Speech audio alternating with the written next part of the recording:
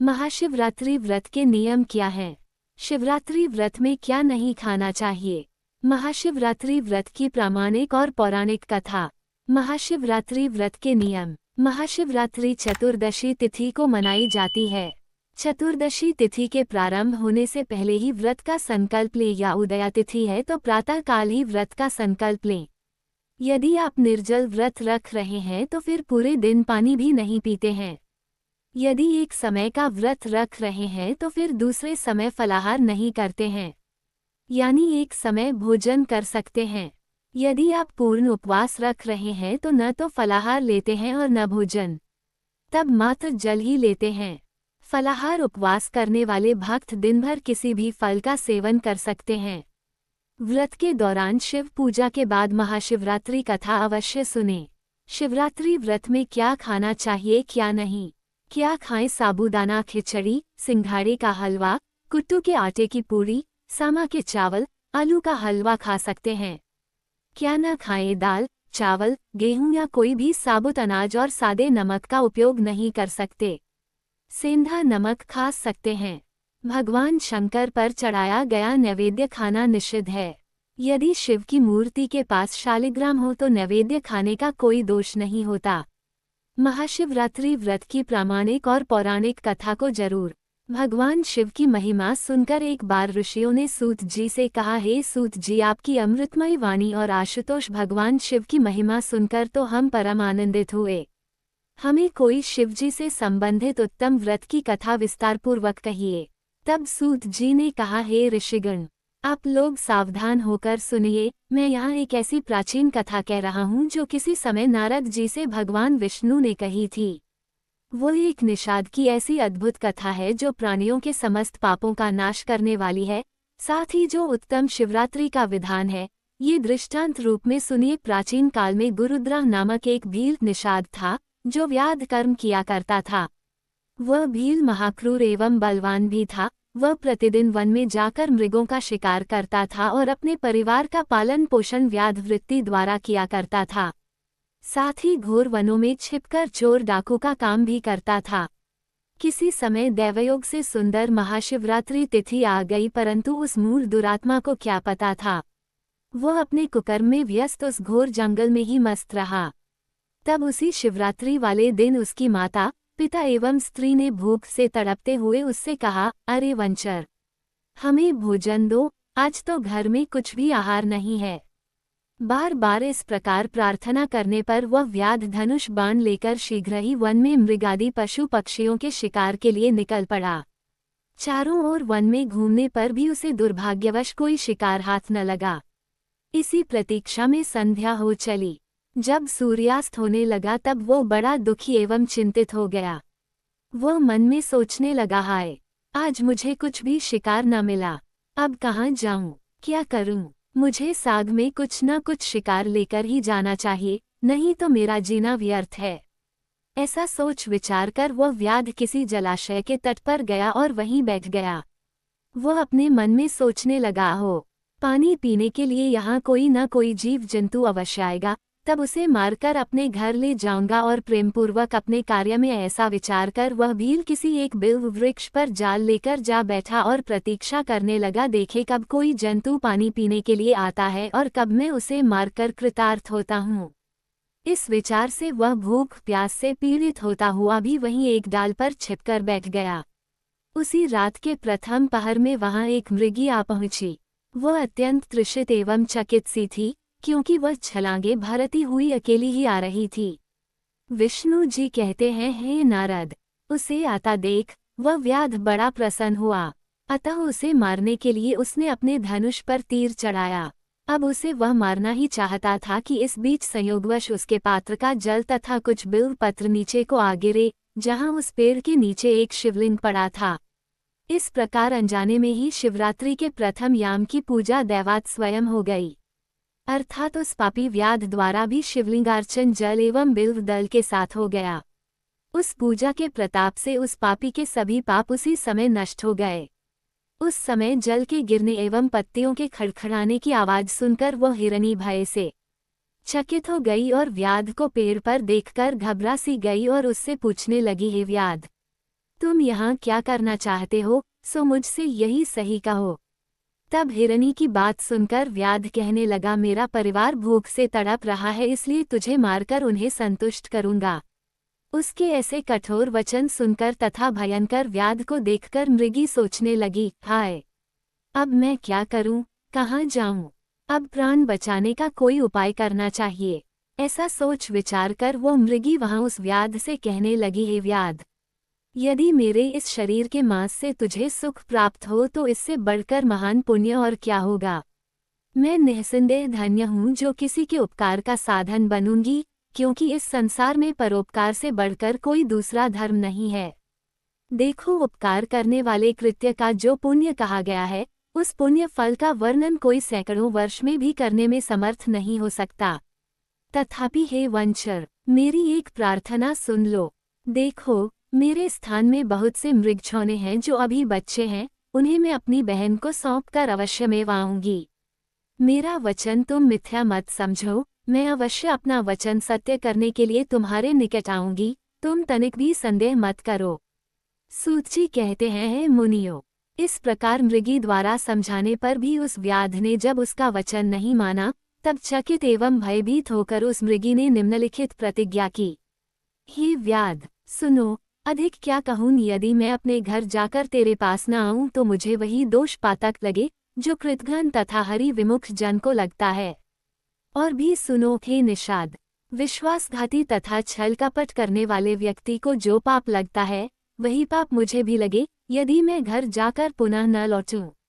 इस प्रकार अनेक प्रकार से शपथ द्वारा मृगी ने जब व्याध को विश्वास दिलाया, तब उस व्याध ने विश्वस्त होकर कहा, अच्छा, अब तुम जाओ। व्याध के वचन से प्रसन्न हुई हिरनी जल पीकर अपने स्थान को चली गई।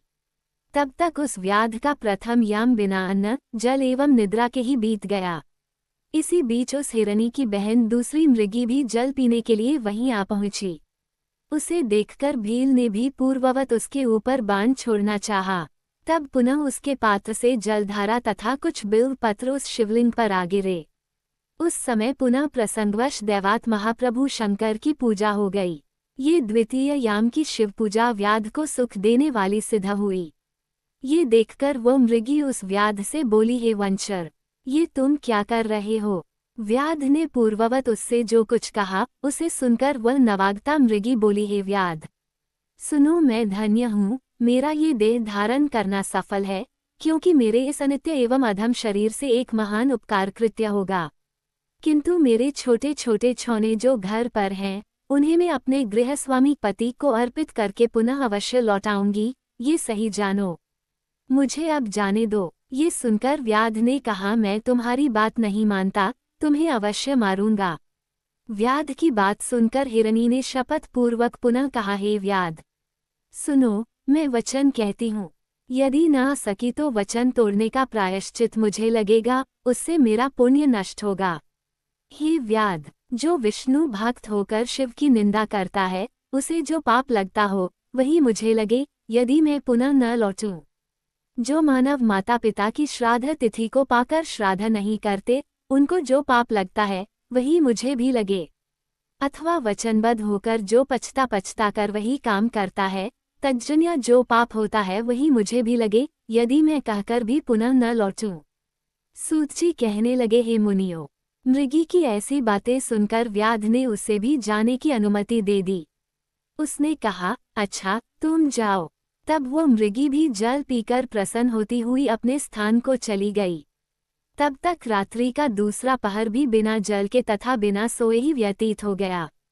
इसी बीच जब तृतीय याम बीतने लगा और मृगी के आने में देर होने लगी, तब वह व्याध चकित होकर उसकी खोज में तत्पर हो गया। इसी बीच उस व्याध की दृष्टि पानी पीने के लिए आते हुए एक मृग पर पड़ी। वह नियाद उस हृष्ट पुष्ट मृग को देखकर अत्यंत प्रसन्न हो गया। अतः उसने धनुष पर बाण चढ़ाकर झट उसे मारना चाहा। उसी समय उसके ऐसा करते ही दैवयोग से पुनः कुछ जल एवं बिल्व पत्र उस शिवलिंग पर जा गिरे, जिससे तृतीय याम की पूजा सौभाग्यवश हो गई। ये भूत भावन शिव की अहेतु की कृपा थी। वहां पर उस शब्द को सुनकर मृग ने कहा, अरे, ये तुम क्या कर रहे हो? तब उस व्याध ने कहा, अपने परिवार पालन के लिए तुम्हें मैं मारना चाहता हूँ। सूतजी ने कहा, हे मुनियों, व्याध की बातें सुनकर वह प्यासा मृग चिंतित होकर उस व्याध से इस प्रकार कहने लगा, हो मैं आज धन्य हूँ जो मेरा ये पुष्ट शरीर संसार की तृप्ति के लिए होगा, क्योंकि जिसका शरीर परोपकार में न लगा उसका सारा जीवन व्यर्थ ही हो गया। जो सामर्थ्य पाकर भी दूसरे का उपकार नहीं करता उसका सामर्थ्य व्यर्थ है, वह परलोक में अवश्य नरकागामी होता है। इसलिए हे व्याध, इस समय मुझे छोड़ दो। मैं अपने उन छोटे बच्चों को उनकी माता के हाथ सौंपकर तथा उन्हें धैर्य देकर पुनः शीघ्र ही लौटूंगा, इसमें तनिक भी संदेह न करो। उस मृग के निष्कपट भाव से ऐसा कहने पर वह व्याध अपने मन में अत्यंत चकित होकर तत्काल पवित्र मन वाला हो गया और उसके सभी पाप नष्ट हो गए। तब वो पुनः मृग से इस प्रकार कहने लगा, इसके पूर्व भी जो मृग आए वे सभी तुम्हारे ही समान मुंह से कहकर अभी तक पुनः लौटे नहीं। ये कितनी भारी प्रवंचना है। उन्हीं वचनों की भांति तुम भी इस संकट काल में पिंड छुड़ाने के लिए झूठ बोलकर चले जाओगे। तब हे मृग, भला तुम ही बताओ मेरी आजीविका कैसे चलेगी, क्योंकि मेरे कुटुंबी भी भूख प्यास से घर पर तड़पते होंगे। तब मैं कैसे विश्वास करूं? ये सुनकर मृग ने कहा, हे वंचर सुनो, मैं सत्य कहता हूँ, मिथ्यावादी नहीं हूँ। देखो हे व्याध, ये समस्त ब्रह्मांड सत्य के बल पर ही टिके हैं, क्योंकि इस संसार में जिसकी वाणी मिथ्या होती है उसके सभी पुण्य तत्काल क्षीण हो जाते हैं। तो भी हे भील, तुम मेरी सत्य प्रतिज्ञा निश्चय ही सुन लो। देखो, जिसके मुख से शिव शब्द न निकले या सामर्थ्य होते हुए भी परोपकार न करे, पर्व के दिन श्रीफल तोड़ने तथा अभक्ष्य भक्षण करने में जो पाप होता है वो मुझे लगे, ही निषाद। जो शिवजी का पूजन नहीं करते, जो बिना भस्म त्रिपुंड लगाए ही अन्नाहार करते हैं, ऐसे पापियों का दोष मुझे लगे, यदि मैं जाकर पुनः न लौटूं। सूतजी कहते हैं, हे मुनियों, मृग की सत्यवाणी सुनकर व्याध ने उससे भी कहा, अच्छा जाओ, पर शीघ्र ही लौट आओ। ये सुनकर मृग ने वहां पानी पिया और चल दिया। मृग ने जाकर व्याध का वचन सबसे कह सुनाया। तब उन सभी मृगों ने आपस में विचार करके एक मत होकर संगठित रूप से अपने स्थान पर ही प्रतिज्ञा कर ली कि सत्य से बढ़कर संसार में कुछ भी नहीं है। अतः हम लोगों को सत्यपाश से नियंत्रित होकर निश्चय ही वहां जाना चाहिए।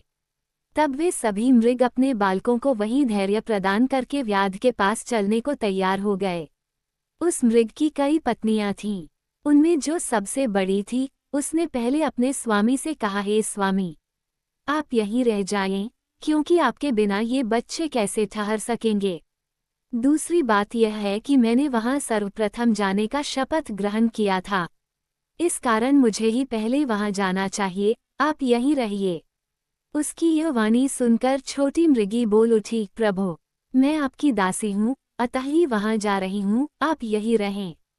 उसकी विनती सुनकर मृग ने पुनः कहा, नहीं नहीं, वहां मुझे ही जाना चाहिए। तुम दोनों यहाँ पर रह जाओ, क्योंकि शिशु रक्षा का कार्य माता ही भली भांति कर सकती है। अपने स्वामी का वचन सुनकर उन मृगियों ने प्रेम से कहा, नहीं प्रभो, ये भारतीय धर्म मर्यादा के विरुद्ध है कि पत्नी के रहते पति पहले मरे, क्योंकि बिना पति के स्त्रियों के वैधव्य जीवन को धिक्कार है।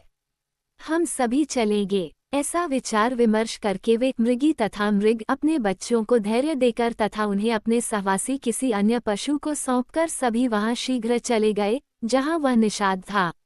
उनके चले जाने पर हिरनी के बच्चे भी उनके खुर चिन्हों के अनुसार उछलते कूदते वहां तक जा पहुंचे, क्योंकि उन मृगछौनों ने अपने मन में ठीक ही सोच लिया था कि उनकी जैसी गति होगी वैसी हम लोगों की होवे। उन मृग झुंडों को देखकर व्याध बड़ा प्रसन्न हुआ, अतः उन्हें मारने के लिए ज्यों ही धनुष पर तीर चढ़ाया, त्यों ही पूर्ववत पुनः कुछ जल एवं बिल्वपत्र उस शिवलिंग पर गिर पड़े है, जिससे उस रात्रि के चौथे पहर की पूजा अचानक हो गई। इस प्रकार उस व्याध के सभी पाप क्षण भर में जलकर भस्म हो गए, अर्थात वह निषाद अब निष्पाप हो गया। उस समय उन दोनों मृगियों तथा उस मृग ने साथ ही कहा, हे व्याधवर, आप कृपा करके हम लोगों के जीवन सार्थक करें। सूतजी कहते हैं, हे मुनियों, इस प्रकार उन मृगों के वचन सुनकर व्याध दुष्प्राप्य सज्ञान का भागी बन गया और अपने मन में सोचने लगा, अहो, ये मृग धन्य है जो ज्ञानहीन पशु होते हुए भी संगठित हैं और अपने शरीर का त्याग करके भी परोपकार परायण हो रहे हैं। अत्यंत दुख की बात है कि मैंने मनुष्य जीवन पाकर भी कौन सा पुण्य कमाया, क्योंकि आज तक दूसरों के शरीर को कष्ट देकर ही तो मैंने अपने शरीर को पाला पोसा। यही नहीं बल्कि अनेकानेक पापों द्वारा नित्य अपने परिवार का पालन पोषण किया है। जन्म भर अपने किए हुए दुष्कर्मों का कैसा कुफल मैं पाऊंगा। इस समय इस प्रकार चिंता करते हुए मेरे इस जीवन को धिक्कार है। इस प्रकार ज्ञान उत्पन्न होने पर उस व्याध ने अपना बाण एवं धनुष उतारते हुए उस समय कहा, हे श्रेष्ठ मृगगण, तुम धन्य हो, अतः अब आनंद पूर्वक अपने स्थान की ओर जाओ। सूतजी कहते हैं, हे मुनियों, व्याध के ऐसा कहने पर शिवजी ने उस पर प्रसन्न होकर उसके द्वारा अनजाने में भी पूजित अपने सर्वमान्य दिव्य स्वरूप का प्रत्यक्ष दर्शन दिया। उस व्याध को अपने हाथों से स्पर्श करते हुए शिवजी प्रेमपूर्वक बोले, ऐ प्रिय निषाद, तुम्हारे इस विचित्र शिवरात्रि व्रत से मैं अत्यंत प्रसन्न हूँ, अतः कोई वर मांगो। उस समय वह व्याध भी साक्षात शिव के दर्शन से तत्काल मुक्त हो गया और मैं सब कुछ पा गया, ऐसा कहते हुए शिवजी के आगे उनके चरणों पर गिर गया। तब शिवजी ने भी अत्यंत प्रसन्न होकर गु नाम प्रदान करते हुए उसे कृपा दृष्टि से देखते हुए अनेक उत्तम वरदान दिए। शिवजी ने कहा, हे निषाद राज सुनो, आज से तुम श्रृंगवेरपुर में जाकर उसे अपनी राजधानी बनाओ और अनेक प्रकार के दिव्य यथेष्ट दुर्लभ भोगों का उपभोग करो। देखो हे निषाद, निर्विघ्न वंश वृद्धि देवताओं द्वारा भी प्रशंसित है। तुम्हारे तप से पवित्र तेरे घर में किसी समय श्री राम भी निश्चित ही आएंगे। मेरे भक्तों के साथ स्नेह रखने वाले वे राम आकर तुम्हारे साथ मैत्री करेंगे और मेरी सेवा से आसक्त चित्त वाले तुम अवश्य देव दुर्लभ मुक्ति प्राप्त करोगे। सूतजी कहते हैं, हे मुनिवृंद, इसी बीच श्रीशंकर जी का दर्शन कर वे सभी मृग तत्काल पशु योनि का परित्याग करके विमुक्त हो गए, अर्थात दिव्य विमान पर दिव्य शरीर से बैठकर वे सभी मृग उसी समय पूर्वशाप से मुक्त होकर स्वर्गलोक को चले गए। उधर पुनः विष्णु भगवान नारद से कहने लगे, हे मुने, वहाँ अर्बुद पर्वत पर शिवजी व्याधेश्वर नाम से प्रसिद्ध हुए, जो दर्शन एवं पूजन मात्र से शिव भक्तों को भक्ति मुक्ति प्रदान करते हैं। हे मुनिवा नारद, उसी दिन से वह निषाद भी अनेक दिव्य भोगों को भोग करके भगवान राम की अनुकंपा से शिव सायुज्य प्राप्त कर संसार से मुक्त हो गया। इस प्रकार अज्ञानतावश भी उसने शिव व्रत के प्रताप से यदि सायुज्य मुक्ति तक को प्राप्त कर लिया तो फिर अन्य भक्तों की क्या कथा है। वे तो तन्मय होकर साक्षात शिव स्वरूप ही हो जाते हैं। इसलिए हे मुनियों, सब शास्त्रों को विचार कर तथा अनेकानेक तीर्थ दान तथा अनेक प्रकार के विचित्र एवं पवित्र यज्ञ भी हैं, सर्वोत्तम व्रत भी हैं। यद्यपि यहाँ अनेक व्रत विधान, अनेक तीर्थ दान तथा अनेक प्रकार के जप तप संयम नियम भी हैं, तथापि उनमें कोई भी इस शिवरात्रि व्रत के समान नहीं है। ये शास्त्र पुराणों का निश्चित निर्णय है। इसलिए अपनी भलाई चाहने वालों को चाहिए कि इस शुभ व्रत का पालन अवश्य करें, क्योंकि ये दिव्य शिवरात्रि व्रत सर्वदा साधक को भक्ति मुक्ति देने वाला है। सूतजी कहने लगे, हे ऋषिगणों, ये कल्याणप्रद शिवरात्रि व्रत मैंने आप लोगों को सुना दिया है, जो संसार में व्रतराज के नाम से प्रसिद्ध है। ऋषियों ने पुनः पूछा, हे सूत जी, अभी आपने मुक्ति की चर्चा की है, उसमें क्या होता है और मुक्त हुए पुरुषों की कैसी दशा स्थिति होती है, ये भी हम लोगों को बताइए। तब सूत जी ने कहा, हे मुनियों, सावधान होकर सुने, मैं कह रहा हूँ। संसार के क्लेश आवागमन को हरने वाली तथा परमानंद देने वाली वो मुक्ति 4 प्रकार की कही गई है। 1 सारूप्य भगवान के समान रूप होना, 2 सालोक्य भगवान के लोक में रहना, 3 सान्निध्य भगवान के निकट पार्षद बनकर रहना तथा 4 सायुज्य मुक्ति भगवान में मिल जाना। ये चौथी मुक्ति शिवरात्रि व्रत से प्राप्त होती है, जो चारों में उत्तम है।